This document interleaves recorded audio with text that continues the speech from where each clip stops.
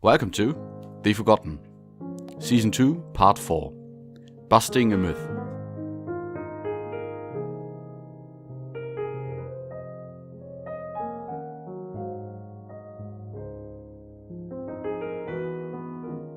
On June 30th, 1919, after having a mental and physical meltdown from the sheer amount of work he had to perform, and after not finding his way back into the company anymore after his prolonged absence, Joe Kennedy resigned from his post as Assistant General Manager at the Fore River plant. What was to come next? Joe had to find another appointment, and fast. Having made a name for himself as a great businessman and organizer, bringing his company forward and making it a rather productive shipyard through the course of America's involvement in the war, it was not too hard to find one. Through his many business contracts, he got introduced to Galen Stone, co-owner of Hayden Stone, a brokerage company. He and the other boss of the company, Charles Hayden, quickly became interested in the upstart who had made quite a name of himself in the trading business and appointed him manager of the brokerage department in Boston. With his money saved, Kennedy had founded a special trust company, the Fenway Building Trust, together with Eddie Moore.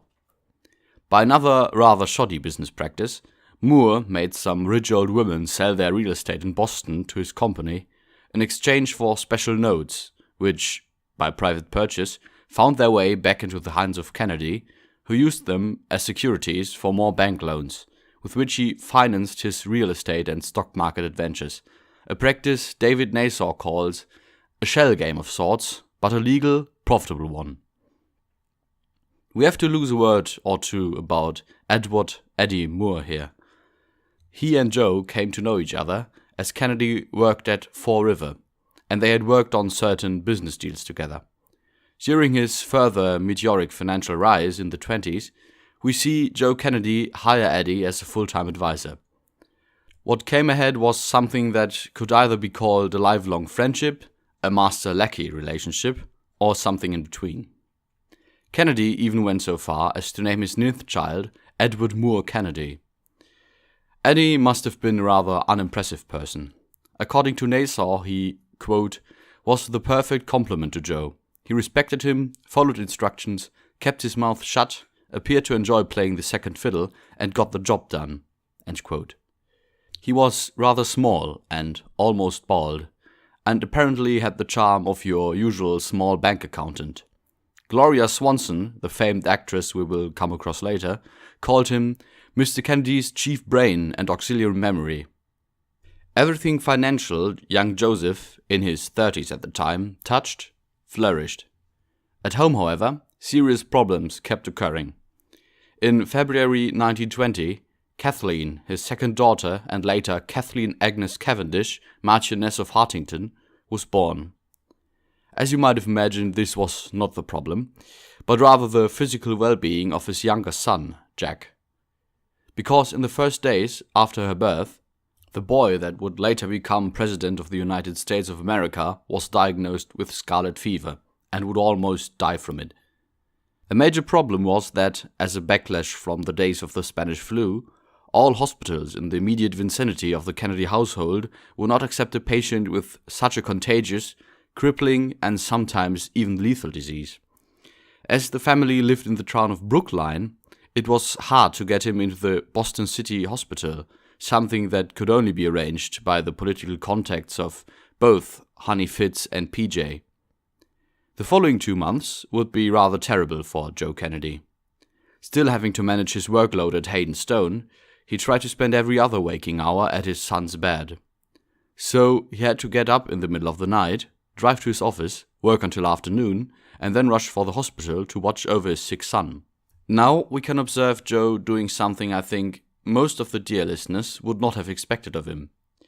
Sitting beside Jack's bed in his darkest hours, he pledged that if his son survived, he would donate half his wealth to the church.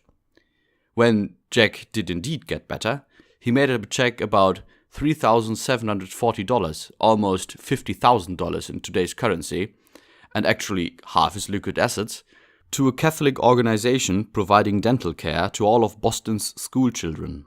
One could easily say that man turns to God only in his trouble, But Joe was a firm Catholic for all his life.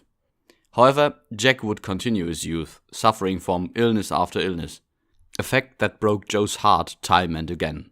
Although he had just fired half his liquid assets for his vow, he still decided that a family with 4 children and the adequate number of servants could not live in a small house in Brookline.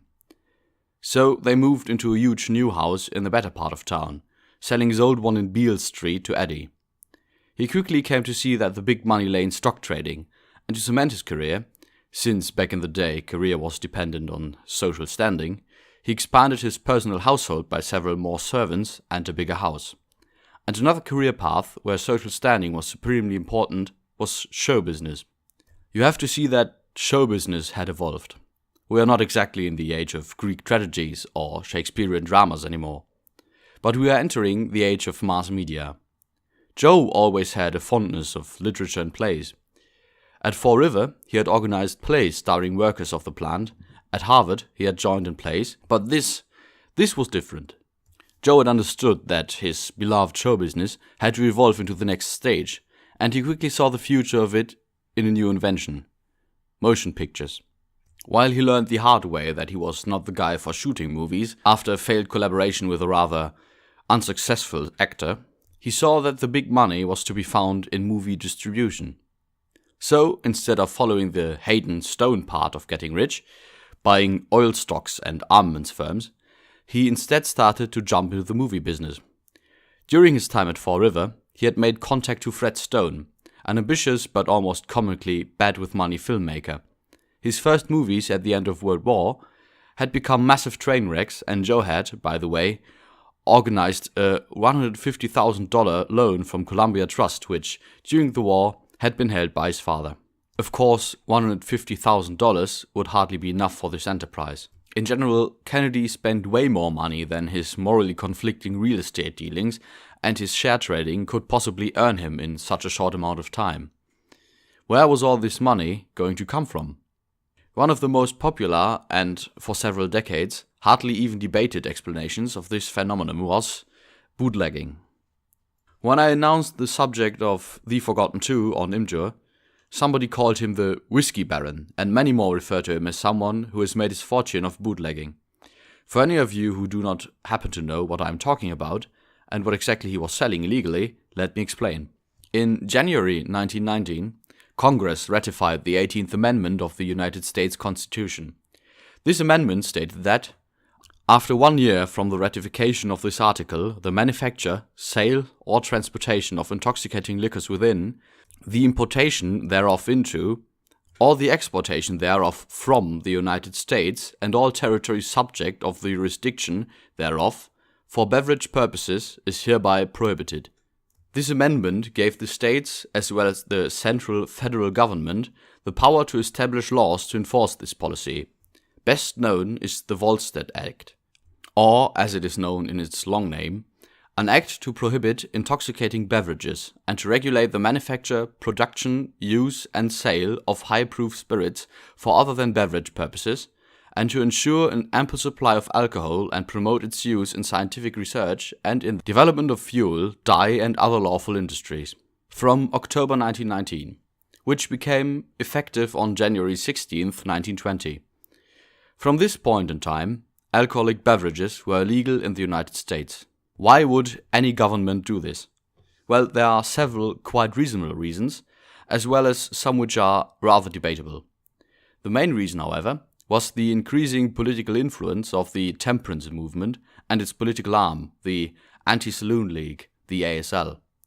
Its motto, "The Church in Action Against the Saloon," pretty much explains their ideological background, viewing the hedonism of an alcohol-consuming culture as a sin against God.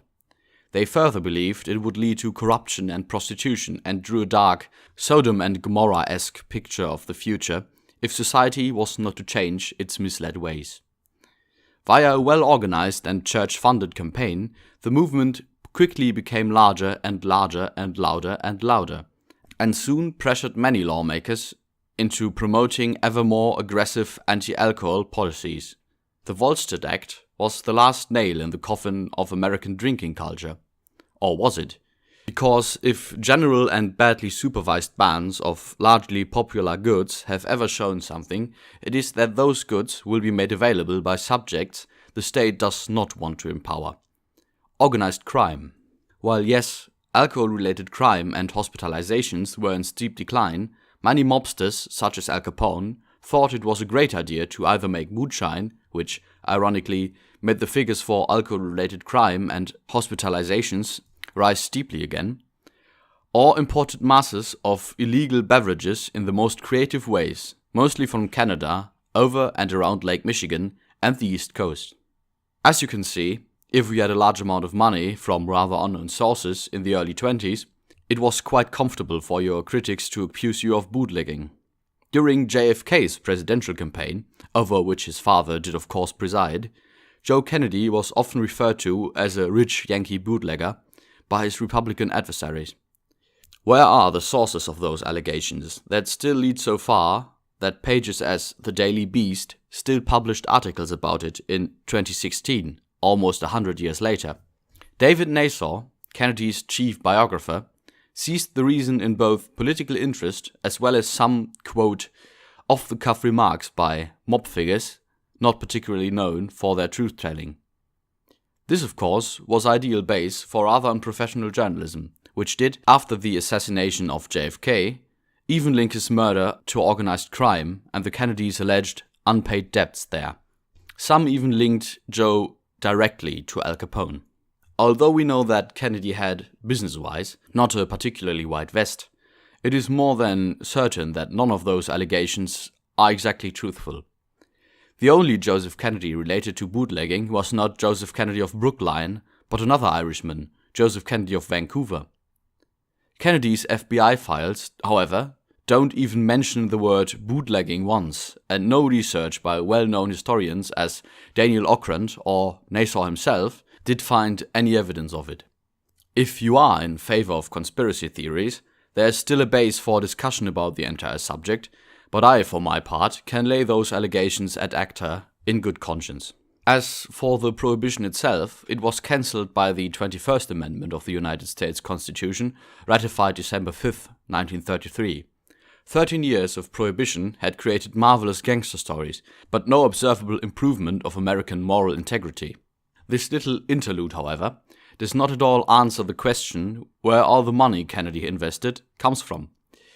One part was the insanely complicated and convoluted insider trading of Hayden Stone shares, which to explain would bust the time frame of the episode. If you want to, I can try to explain it in a separate mini-episode. Just leave a comment there or ask on my Facebook page. The other part was simple, rather risky taking of loans as well as juggling his accounts. He himself mentions in a letter to a friend that, quote, I have spent most of the days scheming how to keep me and my friends out of the hands of the ever-watchful creditors. His contract over the Fore River lunch company he had created during the war, however, was one of his most successful cash cows. So, with those rather problematic ways of making money, although insider trading was far from illegal back then, and would only be made so by Kennedy himself during his time in office as chairman of the Securities and Exchange Commission in the 30s, he intended to create his own distributing company. And so he did. In January 1921, however, a new movie distribution company, the Robertson Cole Distributing Company of New England, opened its doors, asking his father-in-law, Honey Fitz, to promote it using his formidable business and political ties. Kennedy invested a large sum of money, $60,000, into it. Yet still, this was not his dream of being his own master in his own business. This dream, however, he would soon fulfill, with reaching into the beating heart of the movie industry, Hollywood. This, however, will be the subject of next week's episode. Thank you very much for listening to this episode of The Forgotten. I would like to inform you that I intend to release both the first episode of The Forgotten Episodes and the next episode of the regular show during the coming weekend. I will keep you informed about the time and day using my various social media outlets. Furthermore, as always, feel free to like, subscribe, comment, rate and review, or support my show on Patreon. Your opinion will be always valued and appreciated. Finally, I want to wish all my listeners a safe, cozy, and I'm afraid a little late, first Sunday in Advent, whatever your beliefs may be. I wish you a good day or a good night. See you next time.